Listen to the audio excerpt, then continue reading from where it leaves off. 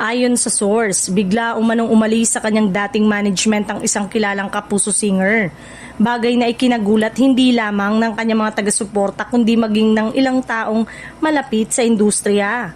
Dahil sa biglaang desisyong ito, agad umusbong ang samot-saring espekulasyon tungkol sa tunay na dahilan ng kanyang pag-alis. Ayon sa ilang source, hindi raw basta simpleng career move ang nangyari dahil matagal na umanong pinaplanuhan ang hakbang na ito.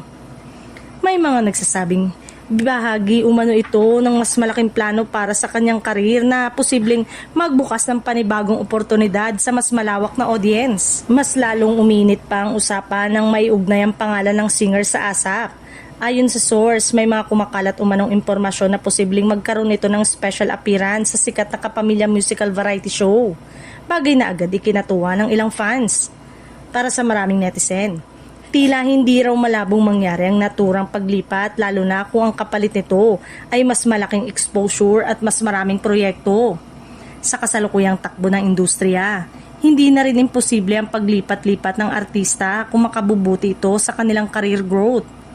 Ayon pa sa source, matagal na umanong nais ng singer na subukan ng panibagong environment at mas maipakita ang kanyang husay sa mas malaking entablado.